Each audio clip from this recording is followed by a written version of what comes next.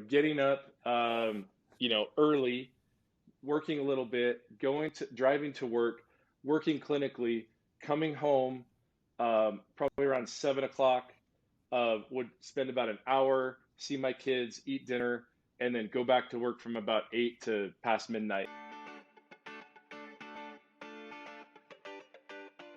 Hello, ladies and gentlemen. Welcome to Commercial Real Estate Secrets, where I'm your host, Austin Hare. And our guest today is a repeat guest. It's Dr. Jeromy Dixson. He's the founder and CEO of the DSO Project, founder and CEO of Dental Capital Partners, and he's one of 7 key DSO influencers named by Group Dentistry Now. He's also the co-founding partner of Smart Diligence, which is a fundamentally transformative business for the dental M&A diligence and compliance component, which is powered by AI, and that's launching publicly in the next couple of months. We can't talk too much about that just yet, but Jeromy, it's a pleasure to have you on the show today. Pleasure's all mine, Austin. Thanks for having me. Yeah, and so, the reason that we did a repeat recording relatively quickly is because, I was on LinkedIn and I was browsing through and I saw some of your posts about how you took a year-long trip, like a family vacation, where I got the stats here, but you guys pretty much 1 full year, 5 backpacks, 6 continents, 35 countries, 50 UNESCO Heritage sites, 66 flights, and 94 different accommodations. And so that was absolutely the trip of a lifetime. And so it's interesting because, a whole year, like that's something that people normally do when they get out of college and they don't have a job or a family or bills or responsibilities, right? But you were able to do that in 2015. And so just really interesting to me. And I wanted to talk about, some of those dichotomies between, I would say, success-life balance, and like not really necessarily work-life balance, but success-life balance, because there's always kind of like this tug, like this push and this pull. And so, but yeah, I want to take a step back and talk earlier about where, like, kind of what was your first company? Because you've owned several, obviously, at this stage. But what was the first company that you were the owner of? Yeah, the first company, I was originally a partner in a company called Smiles Dental, and I was there about 5-6 years, and we had built a small group. And then in 2010, I bought those partners out and had prepared for those 5 or 6 years through a variety of mechanisms to take the reins and take it to the next level and 10x it multiple times. and so I guess the history there, 2013, was kind of on the leading wave of this tsunami of DSO, M&A, and transactions, and then worked back for 2 years, and then left. I did the sabbatical in 2016 and 2017. Yeah. Okay. So sorry, I said 2015. It was a little bit later. Yeah, it's okay. And I got a question that I want to come back to. Just if there was the fear of missing out while you were gone, but I want to talk about that a little bit later. But so to be able to get yourself in a position like that obviously requires like a lot of hard work, and I think that people might look at this as a pipe dream and think that either this kind of lifestyle. I'm not referring to just exclusively the 1 year trip, right? But like just in general, this kind of lifestyle, including things like this trip and everything else with the family and the kids and businesses. But I think that it is possible for a lot of people if you just take the right steps early on. And so what was that like for you early on? Like, I know that you have to go to dental school, and that takes a lot of hard work to graduate from that and a lot of studying. But then when you graduate and it's like the workload is just beginning, especially when you're in the M&A space. So, what was that early career life like for you? Yeah, I would say related to the question of what are a few of the steps that it takes to get there. One thing I see with young dentists and dental entrepreneurs is not being able or not choosing to delay gratification. So overspending early, so there's not the ability to invest in a business, build it, and then just generally live above or live below your means. That's I think that's kind of, to me, that if you don't do that, it's really difficult to achieve these sort of goals. And then the other kind of foundational piece for me was just generally spending time designing your life. This comes from Tim Ferriss' 4-Hour Work Week. This is the first time I was exposed to this. And my wife and I and me personally, professionally. How old were you when you were exposed to this? Was this like coming right out Couple of dental years out of school? dental school, yeah. So like, Nice. the mid 2000s, and whenever it came out, and to me that fundamentally changed my whole career trajectory, because all of a sudden it sparked all these synapses about what a dental career could be. And all I knew at that point was, well, you can, the traditional route of going and purchasing working for somebody for a couple of years, purchasing a dental practice and being there for 30 years, or this new nichey piece of the industry that people didn't really understand back when in the early 2000s, of group dental practice, or DSOs, and being an employee. And those were the options. And so for me, that mindset has really shaped my whole life and my whole career since then, of rethinking what a dentist can be, what a dentist can do. You don't have to be in a box. And I think that for me, that was the spark for me that allowed me to do that. And then pairing that with right place at the right time, identifying opportunities and taking them and executing and continuing to learn and grow and get educated, has sort of carried through. So essentially all of the life that I have now was born 10 to 15 years ago and planned Hmm. for and executed. And, it doesn't always work out, and not every piece worked out. And I've had ups and downs, but the trajectory of it, and that designing the life of how I wanted to live and who I wanted to be and what I wanted my career to look like, has tracked, even though there have been ups and downs.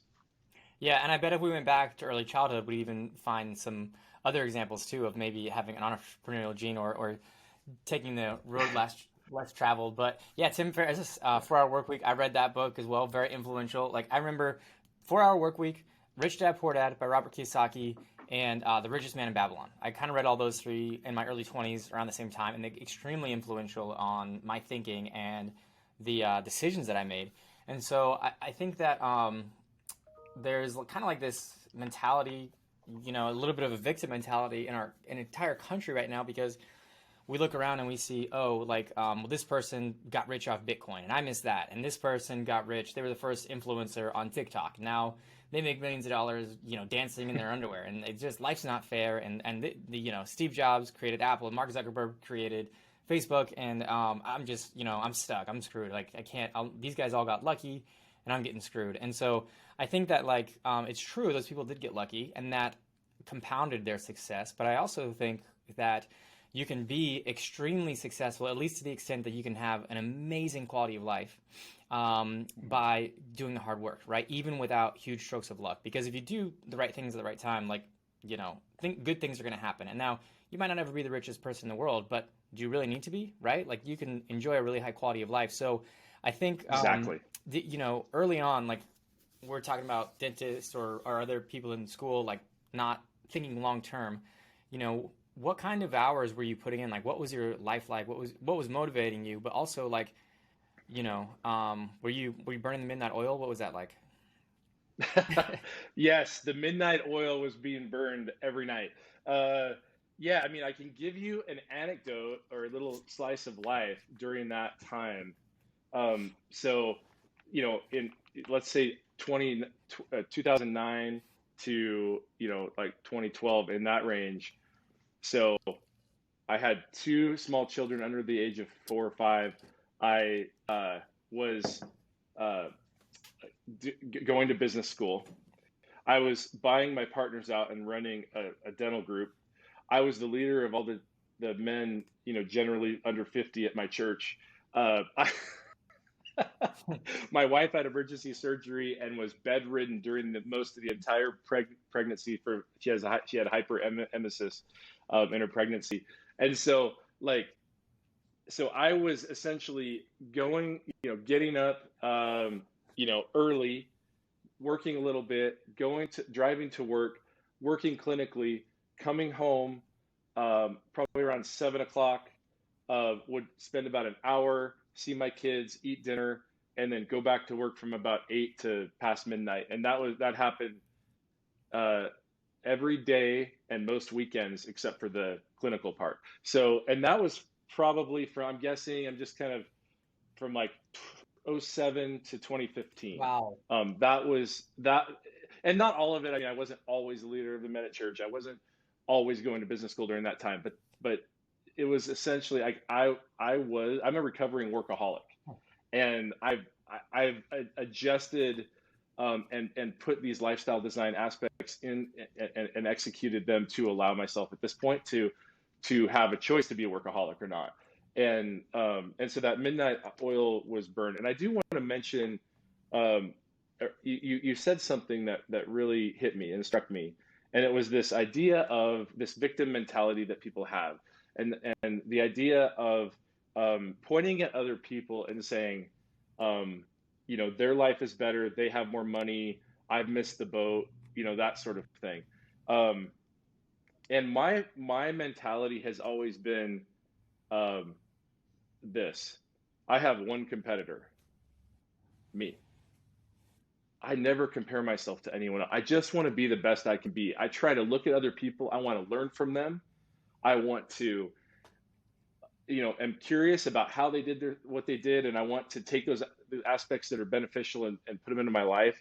And I think that the idea of a race for wealth, to me, is a race to the bottom. Unless you're Jeff Bezos, someone that has more than you from a monetary standpoint. Yeah.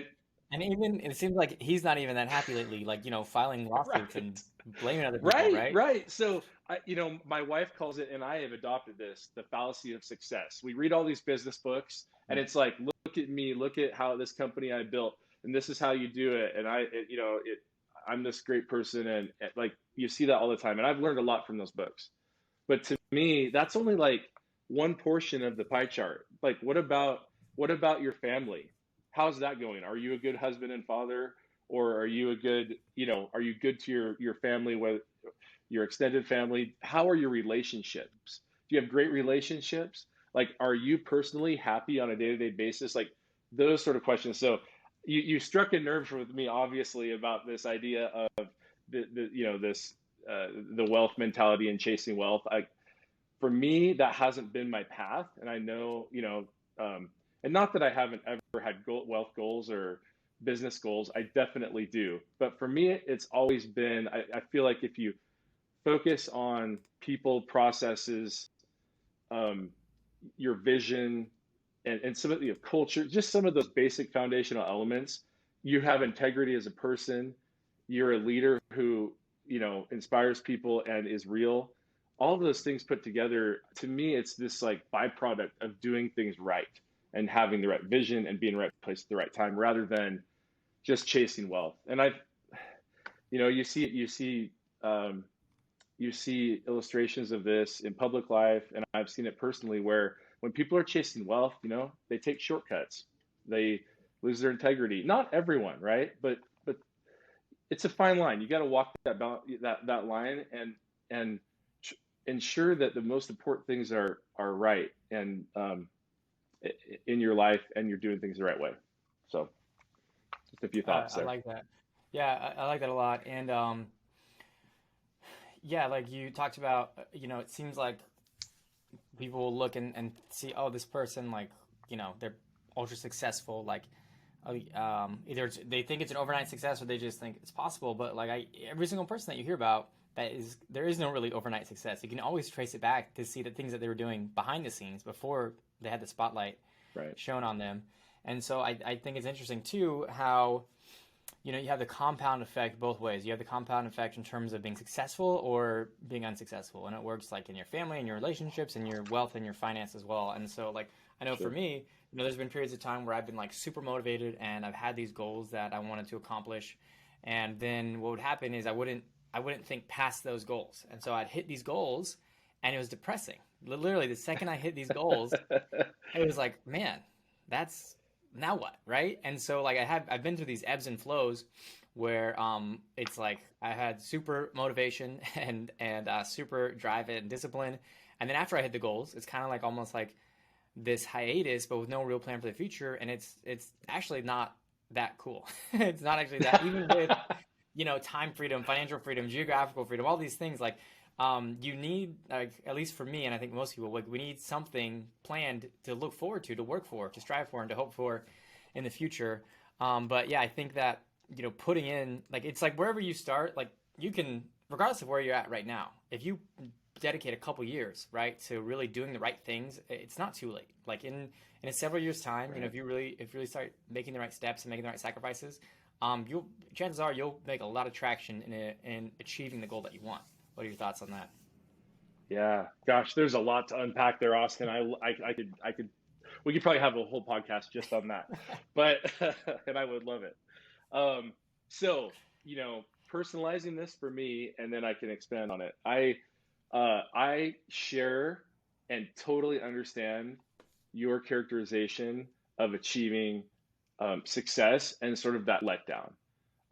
After I sold my company, I was, still working. I was still there for a couple of years. So I was just like, I sold it, and I literally went to Dairy Queen and had a blizzard. That's how I didn't like it was that with my family. Like we had some friends, and we said, okay, we're buying blizzards tonight. Like that's how just I guess low key that I roll a lot of the times. And and I had friends like, are you going to buy a Ferrari, or are you like? I say, what am I gonna do with a Ferrari? Like, no, I don't care about any of that stuff. I just want to, have a good life. And so, first thought is, so by my mid 30s, I thought I had pretty lofty goals, and I'd set, in this lifestyle design trajectory that I was on for almost a decade, I had set these goals that I thought were extremely high, and I, not certain at all. And by my mid 30s, every single one, I, I had the fortune. Of course, there was hard work. Of course, there's preparation. But any entrepreneur knows there's a little bit of luck, right place, right time, or whatever. And I had prepared myself for it and was able to take that. So by my mid 30s, I had financial freedom. I, had met every goal. So I definitely had a letdown, and it took about 6 months of decompression, and then and during that time we started planning my sabbatical. I call it a Sagmeister from Stefan Nice. Sagmeister. I think he's a graphic designer. You probably heard of him from TED Talks, but he takes a sabbatical every 7 years and basically recreates his business, and then has just had this compounding success. So I modeled my sabbatical after the Sagmeister sabbatical. And at that time, I didn't know what I was going to do. I thought I might just retire and coach my kids, and try to make my horrible baseball induced golf swing into something amazing. And I realized very quickly that I wasn't making the PGA Tour, and realized that, and then went on the sabbatical with no expectations. So that's how I kind of entered into that, and it was not a low point. I was happy, but I didn't know professionally what I would do or how I'd be spending my time when I got back. And I think I've taken, on that sabbatical, I reconnected with my family, who didn't, I had some quality time because I always took time and vacations and tried to refresh.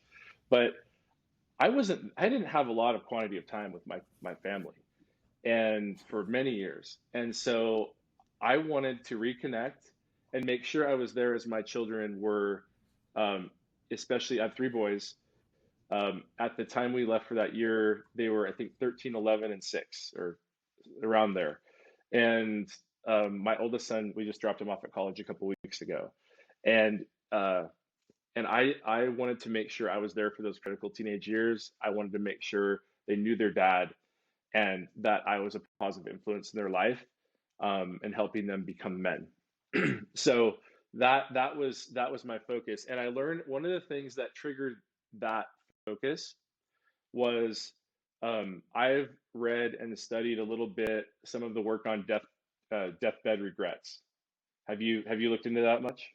Um, I haven't worded it as such as deathbed regrets, but I've Yeah, recently this year actually, yeah, started thinking about what what do I want life to look like when I'm 95, and there you thinking go. backward. And so it kind of sounds like it might be a similar type thing. Yeah, right. And yeah, and it is similar. And I've I try to, as much as I can, look to people who have come before me and learn from them, and try to not make the same mistakes, and amplify success.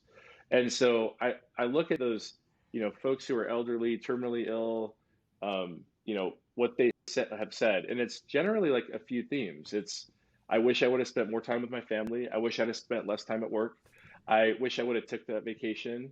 I wish I would have nurtured my relationships more. I mean, there's some basic threads there that I looked at my life and I said, I can design my life anew now.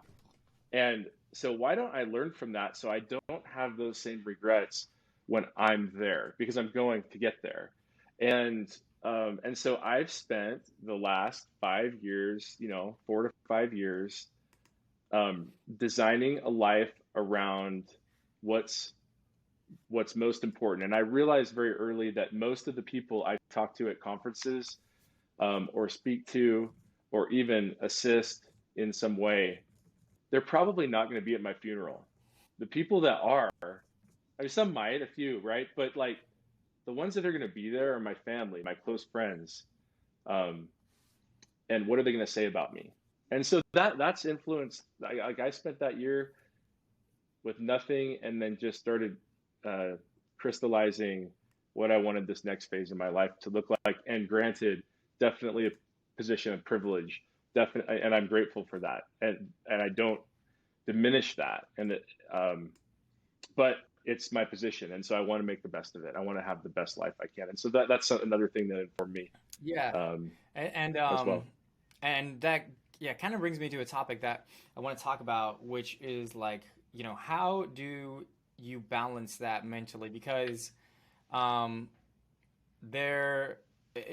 kind of talked about it earlier, like guys who maybe achieve, they attain the whole world but lose their soul, right, so to speak. It's like you look at guys Yep. who are very successful, and whether it's NFL players and athletes or Steve Jobs and Elon Musk, but we look at the success part of it and we measure it by their money, but we don't measure the success of their families, because if we did, they'd be a much less successful person, and so it's like it's a holistic picture, really. But it's still tempting, because now at this stage in your life, you've achieved a skill set that when you apply it pays a very, very high like hourly rate, right? And so by Hmm. one token, you can sit here and say like, well, I've already, achieved more than enough. I don't need to ever lift another finger. But then you start thinking like, well, there's other guys, like Elon Musk, which of course we get into this comparison game, which is not healthy. But you look at them and you see, well, they're still going hard. So who am I to think that like I've achieved it or I've made it, when you've got these guys who are like putting in all these hours? And so then it's like this slippery slope, because it's like, well, maybe I could just put in a few hours. It's like, well, I've still got a lot of time in my day. Maybe I need to be more productive. But every hour that you put into work takes away from your family. And it's like, I don't think that it's healthy to just not do anything productive to help society move forward, right? But and therefore Right. that lies like, where do you draw the line? Yeah. Well, I mean, this is very personal for each person. First of all, I'm a little uncomfortable with the Elon Musk, bringing him into the conversation. I'm no Elon Musk. I have a heck of a respect for him, and I've read, and tried, like, I've listened to like Joe Rogan interview that he had, and read and watched some documentaries, but like I definitely admire him and respect them. Um, I don't know. I don't know a lot about his personal life. I think what I do know, there's some rockiness and some ups and downs. So, I think, Yeah, he's kind of I open think I'm, about he's open about the fact that he had a failed relationship and he wants a relationship, and he's not happy if he's not in a relationship. You know what I mean? So like he talks yeah, about those things, which is cool. But yeah. And it just goes to show you, like, I mean, an amazing titan in business and industry and tech, and a lot of people admire him, but he doesn't have it all figured out, and nobody does. And so, I think that's a good example. So, what you're getting at right there, this balancing, professional, family, personal, like, why don't you just make what, you can make a great hourly rate, you can make a good income if you take on more clients or whatever you do.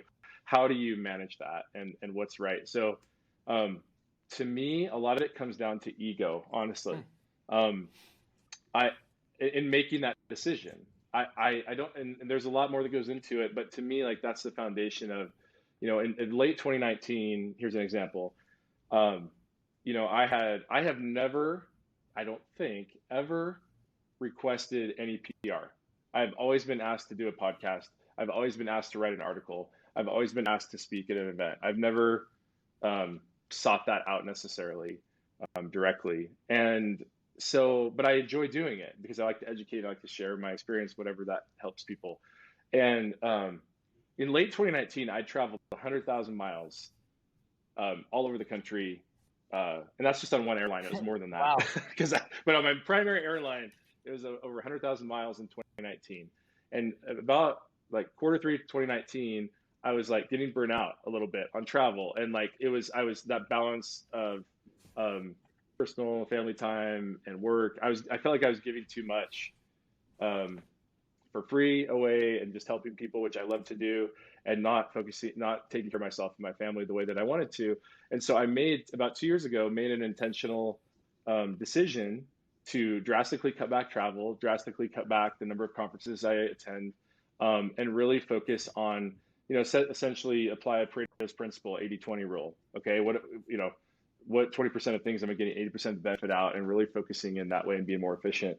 And Will Smith, one of my best quotes is, this is Will Smith, I think, quote, he says, at 20, you think everyone's looking at you. At 40, you don't care if anyone's looking at you or what they're saying. And at 60, you realize nobody was ever looking at you at all. So like, I've tried to take that wisdom and apply it and say, you know what, like, I don't need to be developing that. I don't necessarily want to I don't want to necessarily be on stage at everything or write a bunch of articles. Like, I'm happy to help, but I'm not going to go overboard at the expense of those things that are most important to me. And so if we go to practicality of how do I apply that, I would say, number one is I'm very stingy with my time. Like, I made a decision when I was on my sabbatical that now that I have the ability, I'm never going to work on a project I'm not energized by, and I'm not going to work with people who I'm not energized by. Like, I have a strict no asshole rule, and if I'm in the, is that okay if I say that? I hope it is, but I do, and I have stood by that, and I've been in mid project with people, and they start, being a bully, or I'm just no, I move on, and that to me has allowed me to cut things out that are going to drain energy, and I'm really focused on achieving flow in my work in my personal life, and so it allows me to do that when I'm passionate about what I'm working on and who I'm working on it with. I am enjoying and that's an energizing relationship, and so that's one practicality. Another would be, I guess the last practical one that I really apply in basically all my businesses is they have to be a blue ocean strategy business. They basically have to have no direct competition at the time I start them, because it is so much easier to get it going if you don't have competition and you have a real niche that you can exploit and add value to people's lives and businesses. So the steel company that I mentioned, I think before we jumped on the show, is not a blue ocean business, but it's a great business, and I've really enjoyed it. But all my dental businesses, all the things that I do, there's no direct competition. There might be indirect competition, but I really apply that blue ocean strategy, and that helps me be very choosy with the things I get involved in, the projects I get involved in, and the people I get involved on those projects, in those projects with. Okay, that makes sense. And so it sounds like you're just getting good at saying no, right? Saying no more than you're saying yes. And you also mentioned something earlier that you said the quantity of hours or quantity of time with your family, which is interesting because we talk a lot, you hear quality of time a lot. Do you ever measure quantity of time with your family? Like, do you have certain types of hours that you try and achieve, or is it kind of just more play it by ear? Yeah, for me, to get to the first point there, if it's not a hell yes, it's a no. There's no in between. There's not a yes or book, maybe. Right? I don't know if you and I talked about that. Hell yes or no? We did. Derek Sivers. I love that guy. He's yeah, just I love his counter melody to the conventional wisdom just resonates so much with me, and I've gained a lot of wisdom um, that's fit really well with my personality through that. So yes, it's not a hell yes, it's a no. I love that. I've kind of started doing that before I read the book, and then I read the book, and it just solidified it, and I that's been my I've been really focused on that, especially of late. Yeah, so the quantity of time, how do I manage that? So I would say I've developed a lot of organization. So over my life, my wife tells me that if I wasn't raised by my parents, I'd probably be a hippie on a commune. Like that's probably true. That's like your I'm a little default. bit of I'm a free spirit, kind of nonconformist, free thinker. Um, and creative. Potentially could have been an artist in another life or something. I don't know. I did a lot of drama. I had my own TV show when I was a kid. That's a whole other thing. But Wow. on cable access, it wasn't national or anything. But it was fun. And I my parents were very type A, very organized. My dad was in management for a large grocery store chain, and then eventually started a financial services firm. And he's like super driven, like 10 times more than I am. And and but he was a hard worker. He loved people and he had integrity. And like that's what I learned from him, along with just the rigidity of make a plan, make a calendar, do it. And so I have developed and gotten better over my career, infusing that kind of creative side with this organized side and really being intentional about how I live rather than just a total hippie. So, um, so I think that fusion of the two has been the secret. Like it's totally helped me because I'm not just one way. I've kind of got both aspects. And what I do is I generally use the strategic coach pattern for my schedule. So, a strategic coach, they recommend you block out your calendar by having focus days, by having buffer days, and by having free days. And I don't know how familiar the audience is with that, but essentially, focus, you're only doing things that are actually like bringing in business, building the business, bringing in revenue.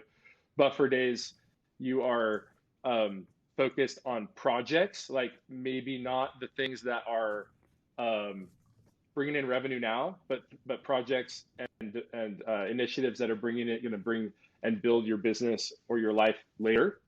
And then free days where you completely disconnect. And and so I've done that schedule for almost 10 years. And it's been, and I adjust it from time to time. Sometimes I have more focus days and more and less free days. Sometimes I have more free days and less focus days, and then the buffers fill in. And about every year I look at it and adjust it. And so I schedule in, um, usually 12 months out. I'm scheduling in my free days, my buffer days, my focus days. And it's not 100%, life's messier than that, but it gives me a great base that I can ensure I don't go too far off track one way or another. So it's like I'm guessing there's no way, 12 months from now you can be saying like, "Oh, I'm going to be working on this specific thing on my focus day." Is it more like a calendar like, okay, Monday um, focus day, Tuesday buffer day, Wednesday focus day, kind of like that? Like Yes. so what does it actually look like then? Like what days are your focus on buffer and free days?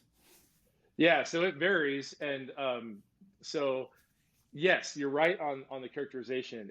I block out certain days of the week.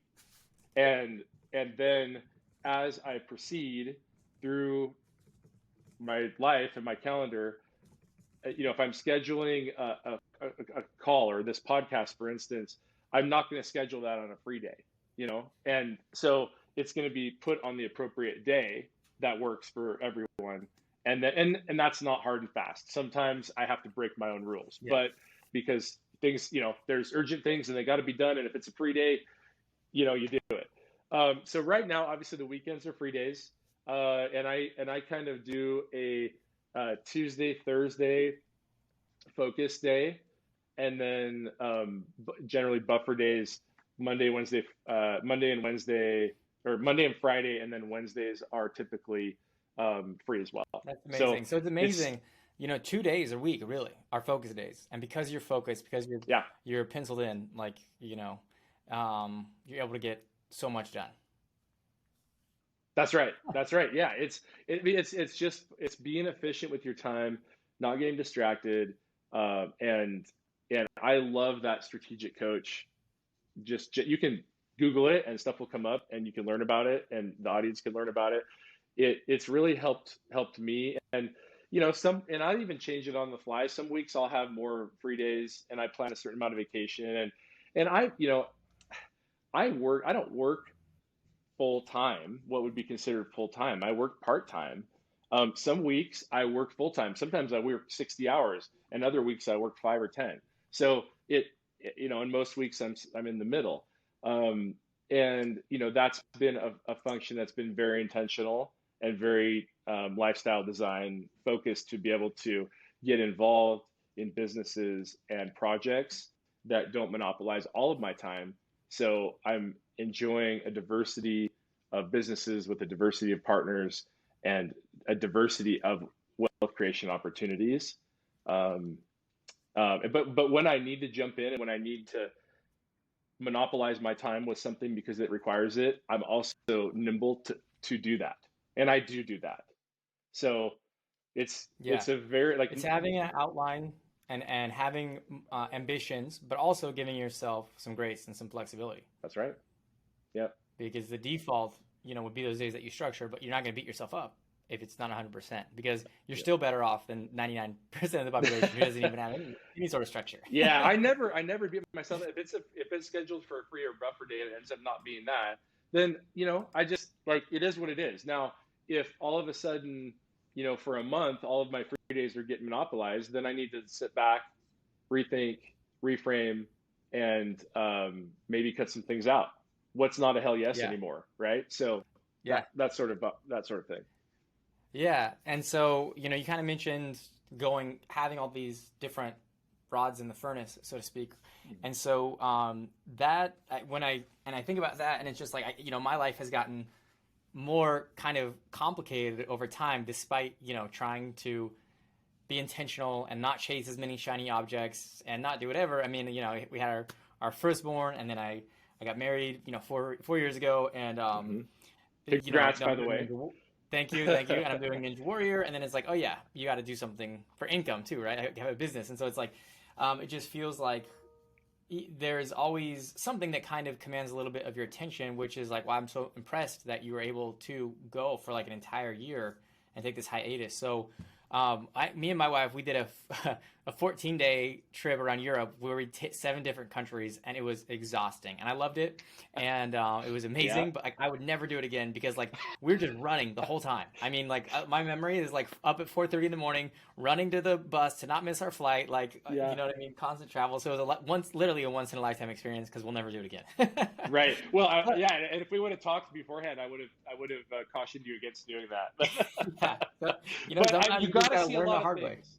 Yeah, you got to see a lot of things, and you never probably take that away because you got to see all those things, but you wouldn't do it again. Exactly, So, exactly. are you wondering how I did that for a year? Is that Yeah, is that and where so this is just like going? even from a tactical standpoint, like I mean, for the 14-day trip, we spent months planning that. And Lisa, my hats off to Lisa because she spent a lot more time than me. But it was a giant maze, Tetris, jigsaw puzzle, like where you're just like you're on Google Flights and we're putting in things, trying to figure out the most efficient ways and looking at hotels and blah blah blah.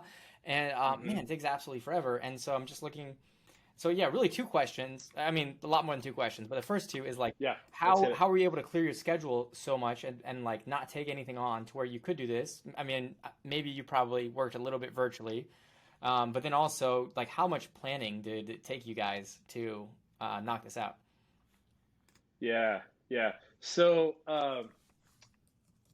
yeah. So we started when I left. We had been toying with this idea of a 1 year sabbatical, just backpacks, homeschooling slash unschooling slash world schooling the kids, um, and and and just going on this epic trip.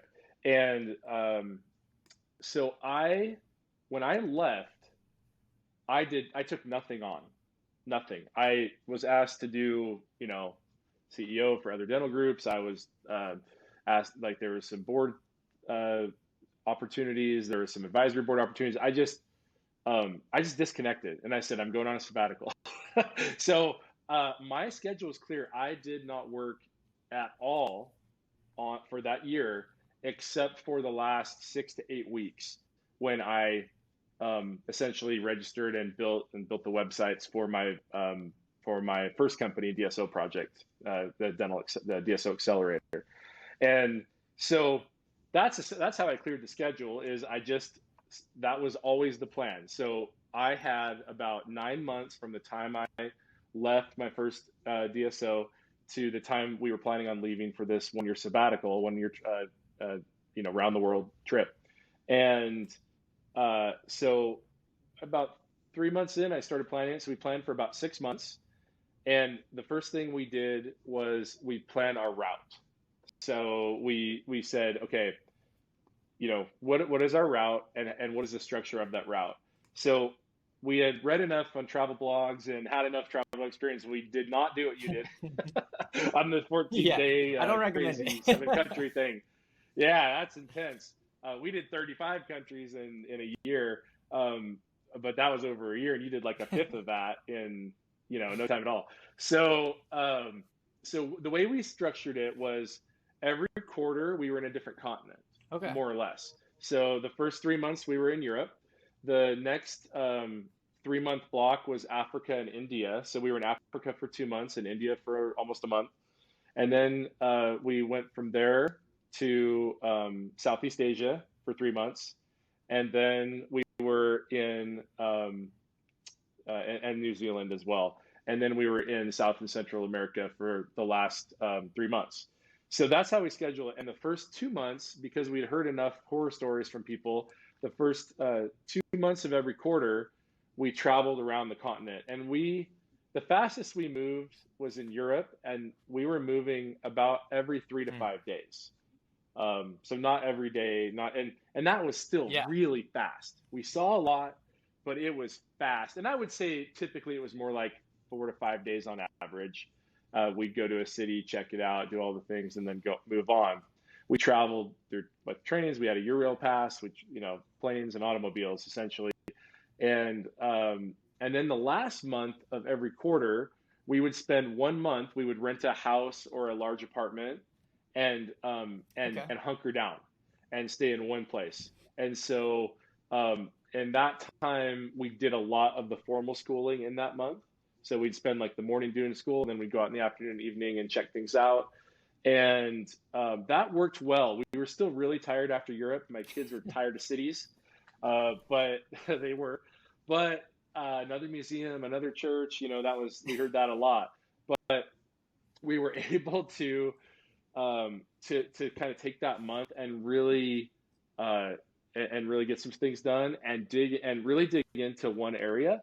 And what we found on the back end of that is our favorite places were our 1 month stays. Interesting. I was about to ask that. Yeah. So we stayed in Naxos, Greece, in the Greek islands, the first full month.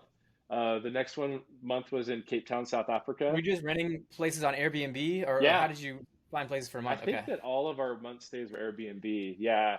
And so then we were in Cape Town, South Africa for a month. We were in Bali, Indonesia for a month.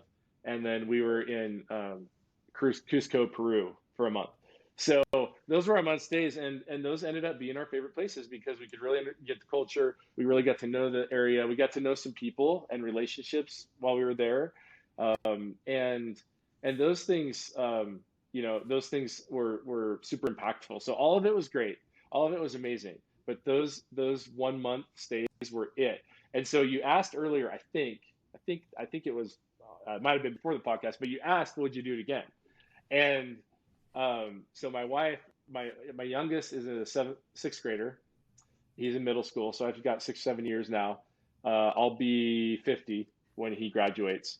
And so our plan is to leave for a year again, just my wife and I, but we're going to do 12 1-month stays and really dig in rather than doing the 2 months fast and a month. We're going to just do everything for a month. Okay. So the 12 months wasn't too long. It was actually that the 3 to 4 days was too short. Yeah, Yeah. 3 to 4, 4 to 5 days. And I wouldn't say for that trip, like I'm glad I did it that way. I got to see so much, probably a lot like how you feel about your 2 week whirlwind that you had in 7 countries. I wouldn't change it necessarily, and it was slow enough that we weren't tired physically. Sometimes we were, but it was more just we wanted to see all of these things, and we knew we couldn't move faster, and so I'm okay that we did it. I'm okay with it, Yeah. but next time I would do it differently. That's how I feel. It's about like how I feel about my first DSO that I built. Like I'm glad I did it. It was awesome. But if I did, if I were doing that same thing again in that CEO seat, I would do it differently. I feel kind of the same way. But I'm proud of it. Proud of both things. Yeah. No, that's awesome. And so, I mean, when you settled in, you were there for a month. You're working. I mean, you're working with the kids on homeschooling and that sort of thing. Um, Yeah. that seems like it would have actually allowed you to work virtually if you had wanted to. But did you work virtually, Yes. or was it like, did you kind of make some sort of vow to yourself, like, I'm not going to do anything work related while I'm here? Yeah. I basically made a pact to my wife after all of those years of burning the midnight oil. I said, "You're getting this year," and so I gave her that year, 100%, and it was So you kind of tag team the homeschooling during the day. yeah, and not every day. I mean, what do you when you're in Rome, like, do you not go to the learn about Roman history and go to the Forum and the Colosseum, or do you like stay inside and like read about volcanoes or something? Yeah, like you go to Yeah, Rome and you do that. So true. we definitely erred more toward the world schooling aspect than the formal schooling, but we definitely they did what they needed to do. They came back, they went up to the next grade, and they excelled when they got back. So it wasn't an issue in that sense. You know what? I forgot to answer the planning question that you had. Do you want me to circle back to that real quick? Just Yeah, real yeah. quick You and kind of said answer. a high level. It was about 6 months, but yeah, I'd love to know more. Yeah, so 6 months at the beginning, and then before we left, and then during that 1 month stay, I would spend time during that 1 month planning not the next quarter, but Ah, okay. the next one. So we were always planned essentially 6 months out. And what my wife and I planned the route. What we knew we were going to do the route. Then we planned and put it into the 2 month, 1 month, 2 month fast travel, 1 month, in one place. And then I planned personally all of the flights, all of the car rentals, train tickets, any of that stuff, and I planned accommodations.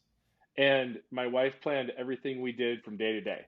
So we had very distinct roles, and yes, we collaborated, but generally that's how we did it, and we would plan that second 6 months down the road during our 1 month stay. Hmm. That's great. And so, Yeah. you know, you don't have to answer personally for you, but like, how much do you think it would cost to do a trip like this? I know you might have done things maybe a little differently or maybe a little bit more extravagantly, but like typically, like, what do you think if somebody's going to budget it and they don't want to just do a shoestring budget, but like they don't have to be luxurious? Do you have kind of like a range you think that it would cost? You said you had three boys? Yeah, family of Family of five, three five. boys, and we, my wife and I really value experiences, so we did all the experiences. Like when we were in Switzerland, we paraglided in the Alps. Nice. When we were in South Africa, we went to Shark Alley and we cage dived. We like that we did all the stuff, and it was like, well, that's what it costs. We're doing it, and so we did it. And I think that and so I the biggest so two major expenses that really eat up your budget are intercontinental Yeah. flights and your accommodation preference. So to like that was the biggest chunk of expense. And so we chose we stayed in a few five-star places. We did. But that wasn't typical.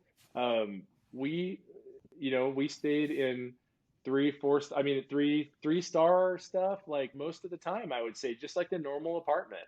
And and we treat ourselves sometimes and we do things, and when we were in Bali for a month, we had a really amazing house, like with a pool and 7 bedrooms, and it was like on the beach, and it was a whole thing. So we just kind of chose like how we splurge, but most of the time we we stayed kind of in a not a budget accommodation, but sort of that middle realm where it's like clean and like a decent bed, and we did that.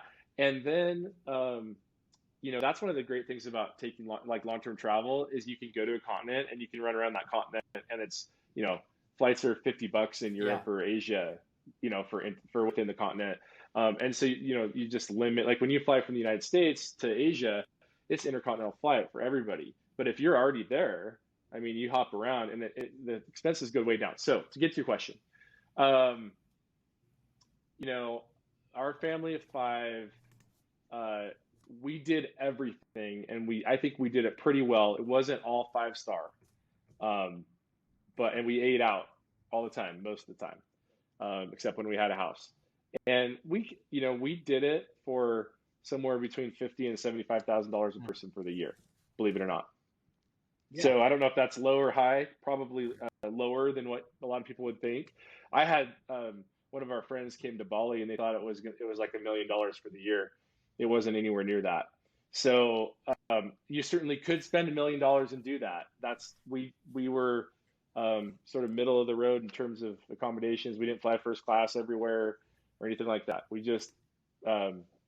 were about the experience and not doing a budget, but Yeah. doing it right. But being sensitive about where we spent, and it was. Did you plan your travel based on cheapest flights or just based on order of preference? No, we never traveled. We never did cheapest flights. We actually just had our calendar, and it was what can we do here? And I would say yes, we would mostly do the most economical flights for the family, but it was on the dates we wanted. You know, Yeah.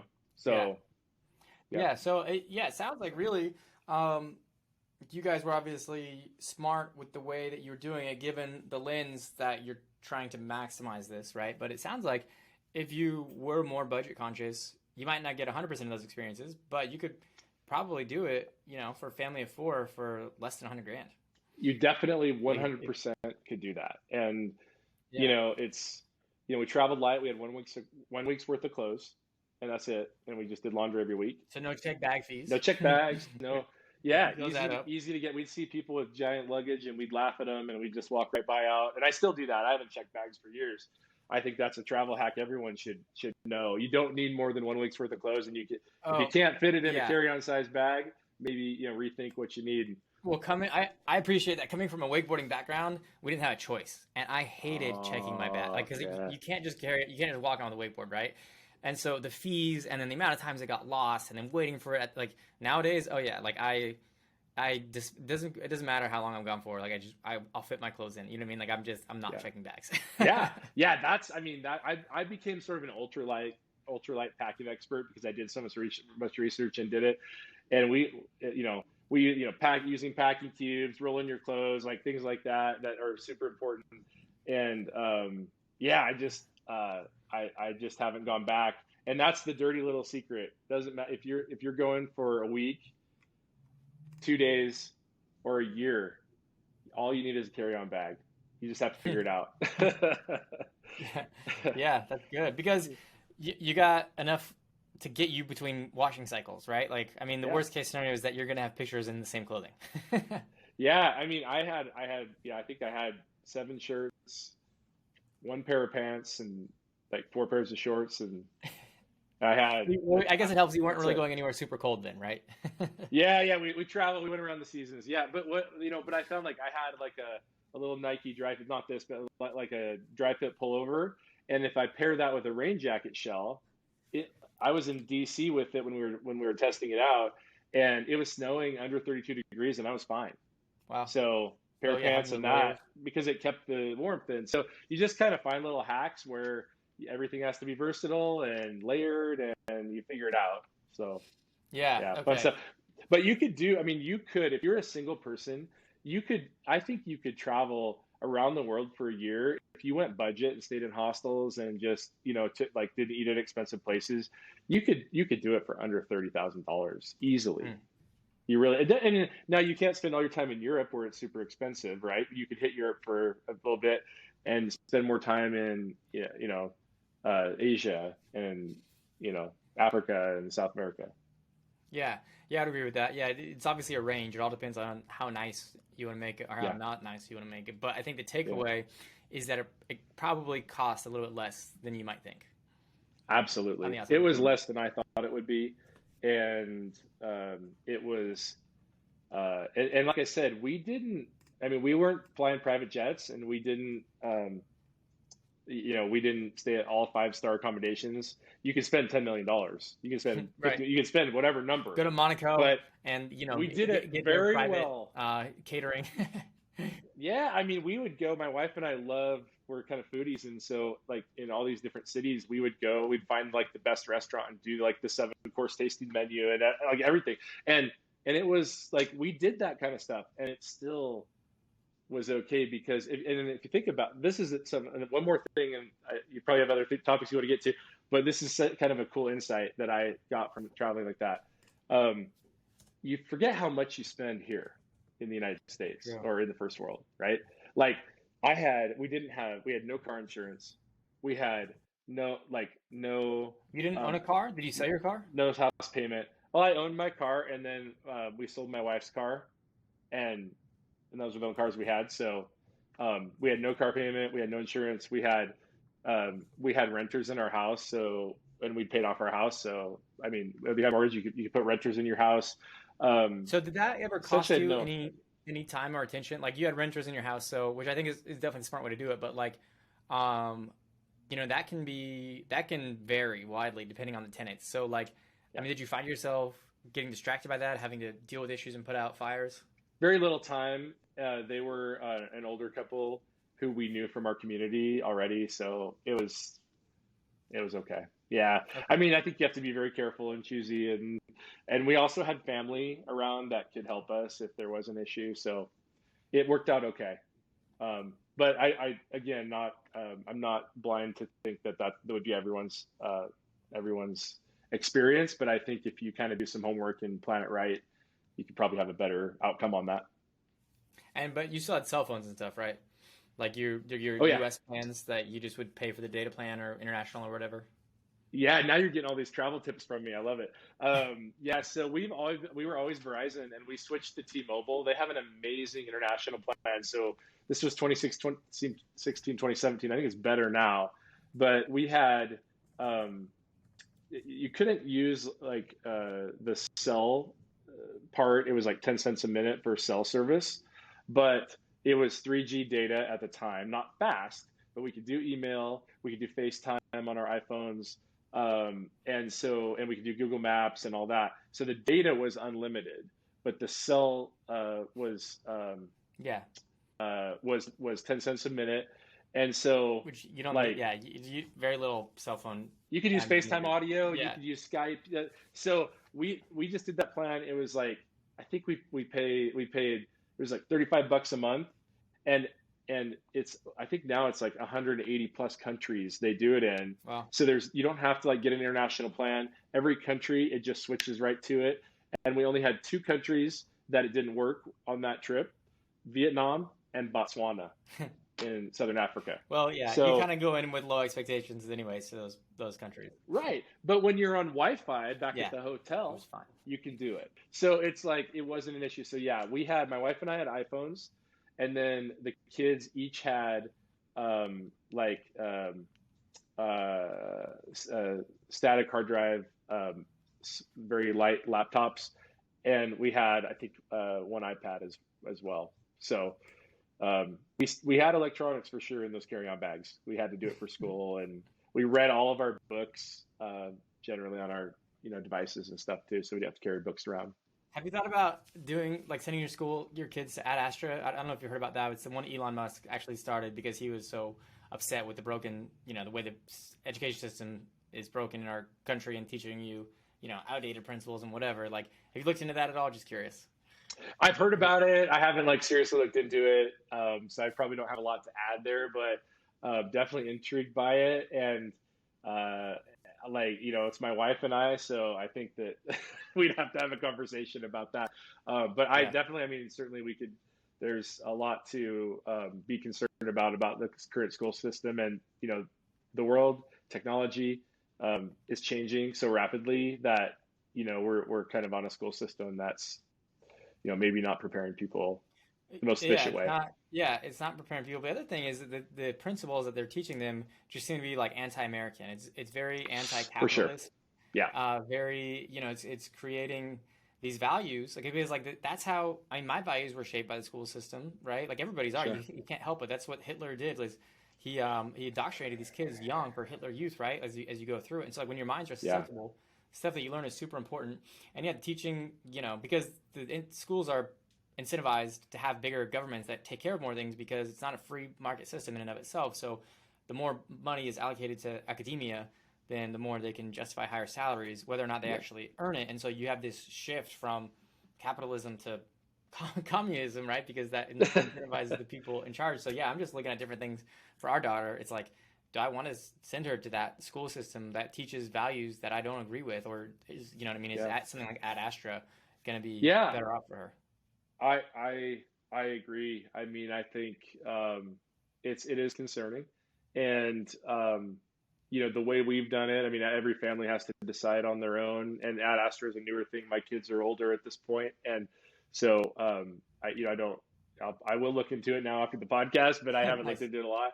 And I think that my approach it has been to just talk to the kids and not like ensure that they have the freedom to feel like they have the freedom to be authentic about their views. And if that means they get a lower grade, that means they get a lower grade, and we're okay with that. And so That's great.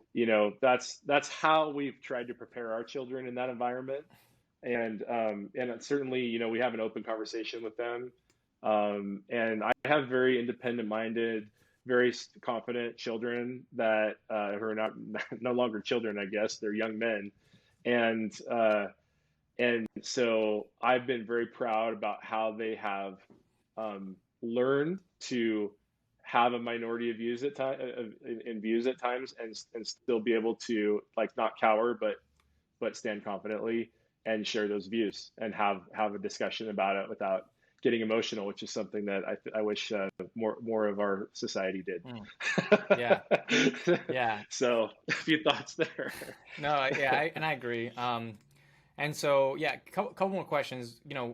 Back to when you were traveling, I think for me personally, so we talked about the 4-hour work week and Tim Ferriss, and that was very influential for several reasons, but one of them just being his quote about, like, I don't want to work hard, or life's not about working hard every single day of the week so that you can have this one massive long retirement at the end of your life. Like, it should be peppered with vacations and, hiatuses throughout to keep you refreshed and recharged, and visiting these places when you're young and able to enjoy them, rather than retirement, right? It's like filled with little mini retirements along the way. Mini retirements. Yeah, and, that's the phrase. Yeah. And so obviously a 12-month one is a mini retirement, but it's almost like, I don't even know if I call it mini retirement. I'd call it like a medium retirement because it's like a long period of time. So personally, I'd have a lot of FOMO of fear of like what's going to happen, in like technology is moving so fast and there's so much competition and everything. And so you don't have your opportunity to lay your stake in the ground, or to compound your efforts and what you're doing for that amount of time. So how did you fight off that fear of FOMO, if you even felt it at all? Oh, I definitely did. I was very concerned about what it might mean professionally for me doing that. Because it was not quite 2 years. All in all, it was like a year and 9 months or so that I was more or less out of it. And really 2 years from like the last time I was in a public like conference to when I got back. I was very concerned about it. But what I found was it differentiated me from other folks, and people knew about it. I don't know how they found out about it. I did tell a few people professionally what I was doing, key relationships, so they knew, and maybe they told people, but it was amazing. And I made so many connections while I was out there, people contacting me via email or phone or text, and wanting to just connect. And I did talk to a few people. It wasn't like a business. It was just kind of like hey, I heard you're traveling. Love to talk to you. I did that a few times, and met one of my current business partner in Smart Diligence that way. Actually, he sought me out, and now we're business partners. Wow. So I guess the principle for me on this topic is that this is very personal. It may not be for everyone, but my creativity, my innovation, my ability to think outside the box and think disruptively exponentially increases when I'm disconnected. So if I'm disconnected from the day to day, and um, and like, I was at a concert last night, and I had this sort of vexing issue that I've been thinking about, and all of a sudden I'm in this at this concert, like totally in the flow of it, and boom, it popped to me. I pull out my phone, write it down for later, get right back in the flow. I mean, that's just how my mind works, and so I um, much more able to be creative and to solve problems when I'm disconnected. And so I learned that back even when I was running my first DSO. And so I always took my vacation, and I disconnected, and I said, give a few people my, they have my number. And I said, you call me if something's on fire. Otherwise, I'm not responding to emails and I'm not responding to texts. And nobody else, I'm going to put it out of office, and it's going to say I am gone and not in service. And so I started doing that probably the last 3 years of running that company, and it served me. It's continued to serve me well now. And so the way I'm thinking about things now is I take plenty of vacation. Um, I just got back from a three week road trip with my family all over the West. We dropped my And you son. didn't have access, or you weren't checking emails or making phone calls or. So, so I can't. I So won't judge you.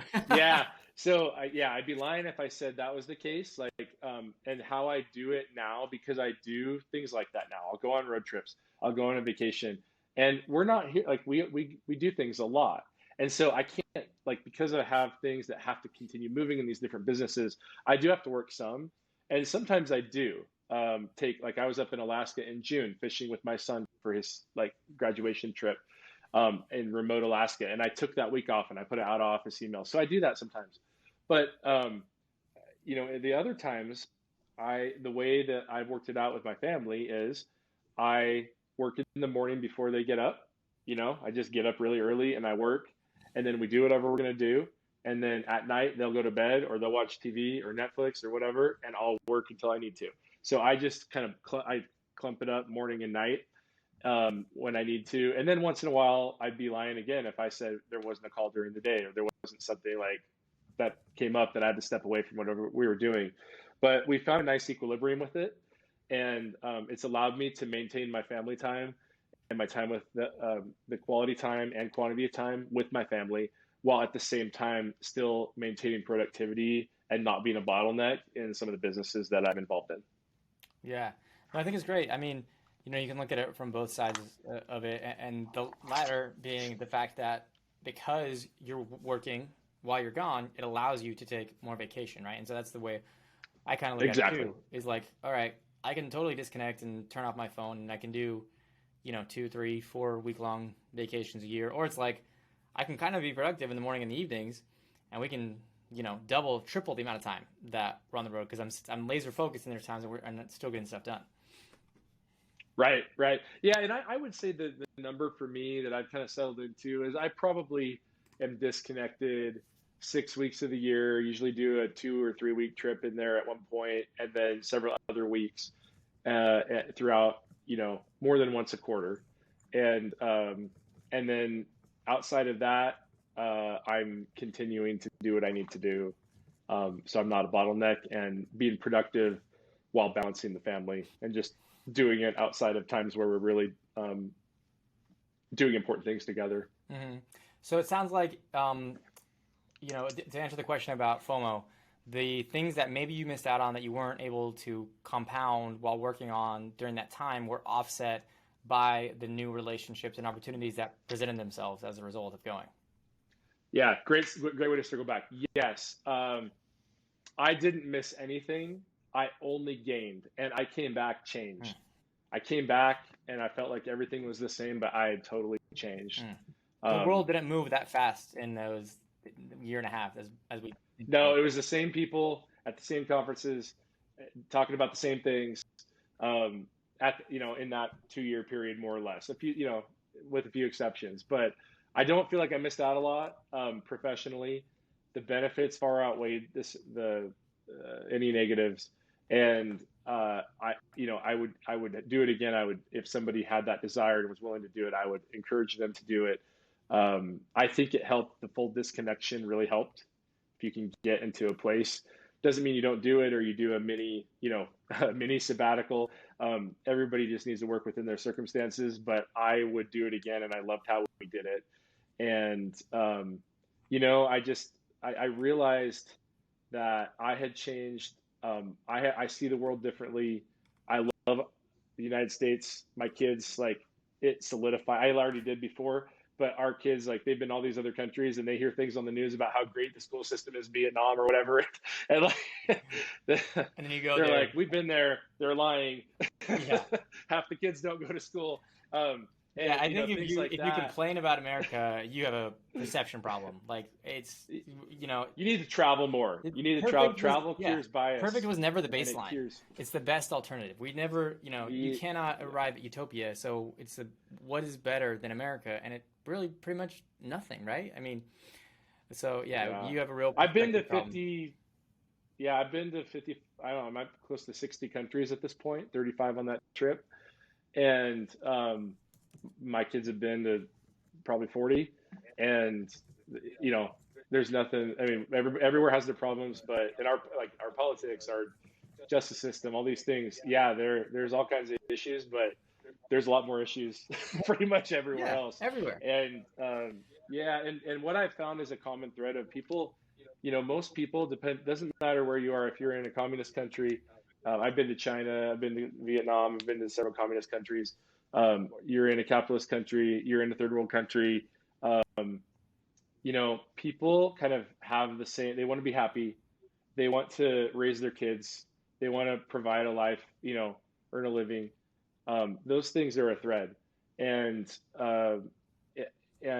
we have a great opportunity here in the United States to do those things compared to a lot of other countries, and so we really appreciated that. And our gratitude, our family's gratitude for each other, our relationships, the things that we have that are important to us, that are generally not material, have just gone through the roof.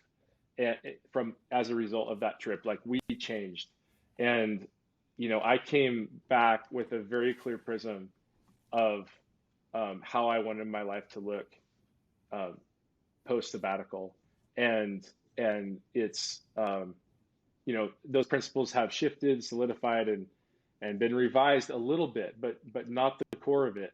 And it's right where I want to be, and it's a great spot to be, and a privileged spot, and I recognize that, and I'm grateful for that, and I just want to make the best life for my family, for myself, and really, I came back and I wanted to focus on helping other people achieve their dreams, and that's really been my approach. It hasn't been about money. I just I've helped in my dental capital partners company put together some investors and groups that have grown really, really big over the last few years, and that's been really fun. And I don't talk about it because it's not about me. I'm just excited for them, and I get such a reward from helping other people get their dreams, that I don't need to be on the spotlight. I don't need to be on the stage all the time, but I'm happy to help. I'm happy to educate. I'm happy to play whatever part is appropriate and not push anything.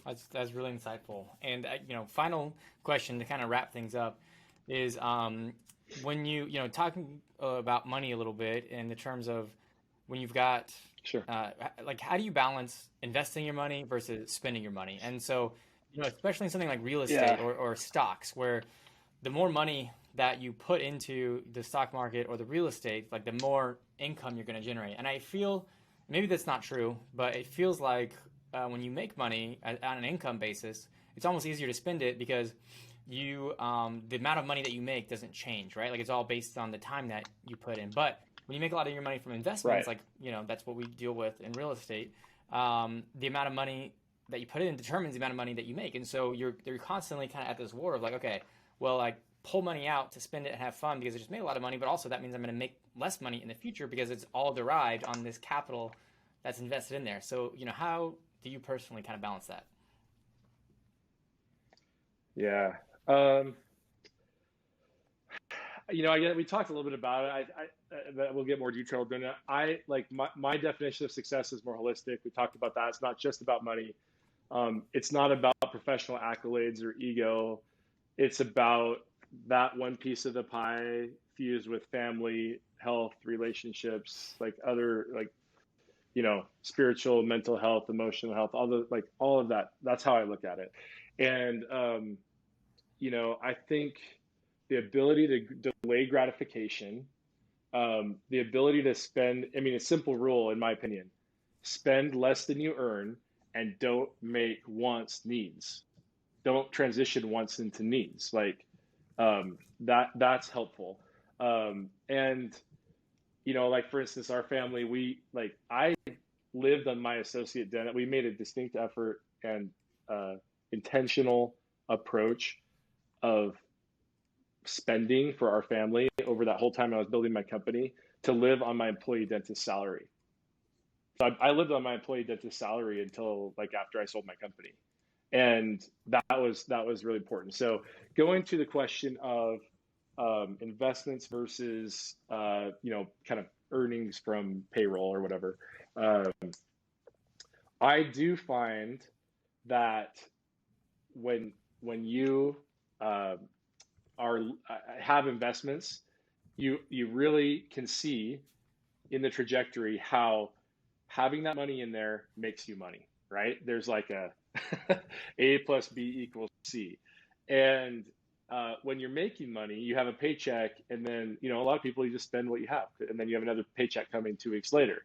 And it's like, it comes and it goes. And for me, I have never, the businesses that I've had, and, fortunately have provided enough income where I have never had to live on my investments yet. At some point I will, but I haven't had to right now. And so what I want to do and how I look at it is to ensure that I understand the time value of money, that money is in there and it's invested in a diverse way that will allow me to have the future I want. So it's delaying gratification. And so that's how I look at it. I've never lived paycheck to paycheck. I've always had a buffer. That buffer has been small at the beginning and larger later. I've always made investments from an early age. And the only other thing I'll add to that, and unless you have a follow-up question, and happy to dive in further, is that I have always created most of the wealth from businesses I own or have an equity stake in. I do have plenty of investments diversified across industries managed by money managers and such, but and I've made money on that. But where I've made my real incremental improvements has been in things I directly control and directly involved in and hold equity stakes in. Yeah, that makes sense. And those don't necessarily require money because you're building equity through time and effort that you're putting in That's those correct. situations. So it's kind of like a blend between the income and the investment. So yeah, and Yep. there's still always that question, even with money you make, like you can reinvest it. So, do you have any kind of rules of thumb that you use? Like I know some Mhm. people say 10% for saving, 10% for tithing and giving to the church or a charity, 10% for investing, and live on 70%. We've always kind of invested 70% and lived on the rest. We err too much to the side of investment, I think. But we're just curious how it was for you. Yeah, my experience similar to yours actually. I've like I said, I lived on that employee dentist salary for a decade plus, and that was a great decision. We paid off our house. We get, okay, we got money at the end of the year. We're gonna put 50,000 that we're gonna pay off a chunk of the mortgage. That was how we structured it. So just being intentional about spending, I think, is just really critical. And I my approach has been actually a little bit opposite the conventional wisdom. Big surprise. Um, Early on and now, I essentially like we have a. I've never had a strict budget that's just like by to the penny, but we basically say we're going to spend this much this year. We're going to spend this much per month, and we want to go over if we want to. Yeah, we do that sometimes, but everything else is invested. That's how I've always done it. So I continue to build investments. I'm not living on investments. I'm continuing to build them, and it's just delaying gratification. Now you can delay gratification and then die, Yeah. right? Like that's the idea that Tim Ferriss is trying to counteract with this mini retirement idea. Don't just save for retirement and then you're old and you can't do anything or whatever. And people do that. We have been blessed and grateful to still have a wonderful life and do wonderful things in those constraints. But that is how we look at it. It's like not the minimum we can survive on. We want to have a good life, but you don't need to just keep expanding your spending and lifestyle with escalating income. And that's the trap that I think the majority, it seems like, of people kind of fall into. It's a lack of intention. It's a lack of planning for the future. And I'm just not oriented that way. So I'm more like along the lines you are. I have a budget, and yeah, we can go here. Like, hey, we want to do this. We'll go over it. We don't care because it doesn't really matter in the long. But it keeps us within like some bounds that are reasonable, and stops us from making those needs into wants and escalating a lifestyle into something that then would, if I escalated my spending, if I quadrupled 10x my spending, then maybe I put myself in a position where now I'm back. I don't have financial independence anymore. I have to, then I can't have a no asshole rule. I can't just work with people I want to work with. So for me, I safeguard that at all costs. That's a good point. I never want to put myself in a position to then give that freedom. You can achieve financial independence two ways. One of them is you make enough money to be independent. The other way, you just cut your expenses down enough to where you don't need a lot of money to be independent, right? Yeah. So yeah. And I mean, hey, don't get me wrong. I like a lot of people might look at my life and say, wow, that that I'm sure could happen. So I'm not, I mean, there's always somebody more and there's always somebody with less. So for me, it works. For my family, it works. We have a great house. We have a great life. Do you have certain percentages, like kind of hard percentages that you dedicate to living, lifestyle, vacationing, whatever, versus investing? Or is it kind of just, playing it by ear, more or less? Well, we do a planning session frequently with some of our investment advisors, and so we do go through that and plan that. And for me, for us, we actually allocate a large portion, probably a lot more than other people, to travel, entertainment, and food, because to us that's what life's about.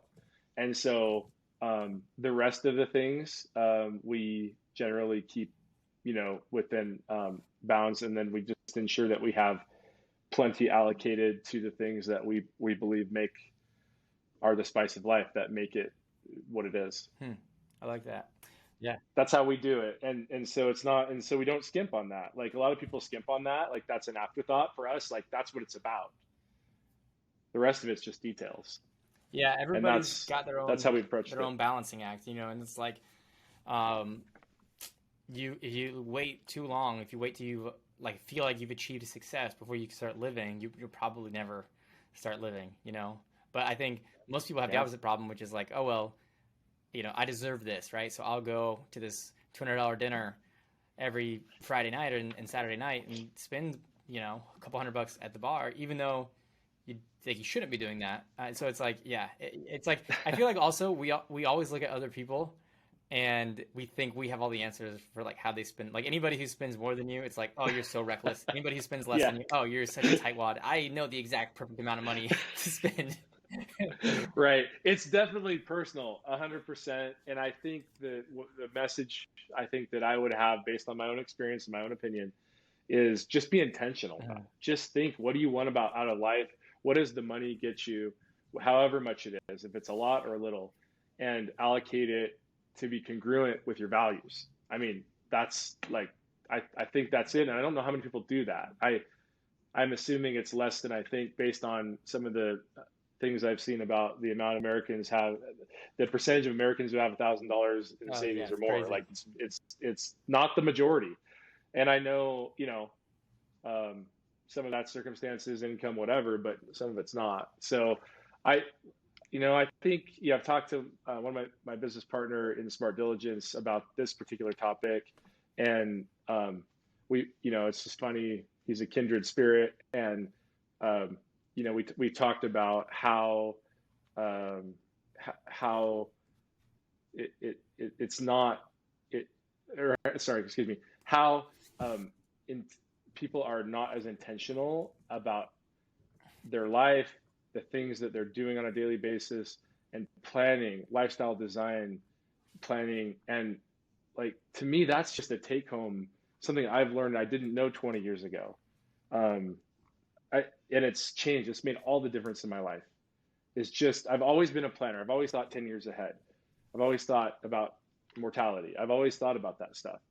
But the thing that put it all together, that made it, um, the execution happen of what my vision and desires were, and from, taking me from where I was the intentionality around lifestyle design and intentionality around my time, and then aligning my time and my energy with my values. That was it. Like, that, to me, if you can live in that, and it's gonna be different for everyone, then that's, to me, that's success. It's not just I sold a company and now I'm financially independent, but my life's a wreck. Like Naval Ravikant, one of my favorite guys. I don't know if you I know much just about so him or I follow. just listened to his podcast like this week because I was up. I was the baby's Okay. crying, she's pooping everywhere. I'm trying to sleep. I'm just lying there, and I pulled it up, and so I've been meaning to do it. But yeah, it's funny you mentioned him because literally for the Okay. first time I listened Yeah. to the whole thing. So a starter pack for Naval is go on Twitter and go on his Twitter page and just read it. Hmm. Like, there's so much wisdom in there. There's a book called The Almanac of Naval Ravikant that's awesome. That has a lot of his writings and things that he said. But he has a quote, and I love it. It's just simply this: your personal life is a mess, but you want to change the world. Wow. How that applies, so like, just I don't need to explain it. Like, just think about that. Wow. Your personal life is a mess, but you want to change the world. Your personal life is a mess, but you want to lead an organization. You want to, your personal life is a mess, but you want to change dentistry. Yeah. Yeah. You, Whatever. you think you have the answers to fix everybody else, but you haven't figured it out in your own life. Yeah, yeah. And how many people I know? So many people that I- applies to, and I just feel bad for them. Like, they're searching for something that, or they don't have the skills, or for something they're never gonna find what makes them truly joyful and happy, or hopefully they do, but they haven't found it yet. And I think there's a lot of folks out there writing books about business, and their personal life's a mess, but they want to change the world. Hmm. Yeah, that's good stuff, man.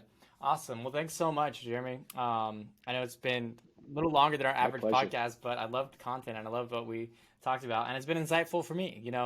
I think some of my takeaways Great. talking about the calendar, setting aside buffer times versus focus times, and then being intentional about Hmm. your money. I think having a intentional budget about how much you're going to spend. Like, for us, it's not like, hey, we need to cut down our spending. It's like, no, we need to increase our spending on travel and food and entertainment and just living life, because we err to the side of investing for Yeah. the future. But you got to balance that, right? And so those are two massive takeaways for me. And then also spending a long period of time in a country, like a month, right? Like, sounds like that's what you guys got the most out of. And so Hmm. I mean, these days you can get awesome Airbnbs. You can work virtually. Like, it's great to unplug, but you don't have to. You know what I mean? There's that flexibility, and so I think that's definitely something that I'm going to be talking with Yeah. my wife about here later today. Austin, that makes me so happy It just makes me so happy. And like, I continue to learn from you, from your podcasts and the guests that you have on. And I just hope that I can, hopefully this conversation helps people think about some things differently and helps them in their life. And ultimately for me, that's what I get my most value out of, at this point in my professional capacity, I suppose. I get a ton of value out of my family, get a ton of value out of my relationships that I have, friends, and just the close people in my life. But if my life and experience could be helpful for somebody, to me that's what it all is all about. And so I'm grateful for the opportunity to have the conversation, and happy to continue it and go down any of these other tangents in the future. So Well, yeah, just grateful for you. You've been very generous with your time and your knowledge, and I definitely appreciate that. Thank you.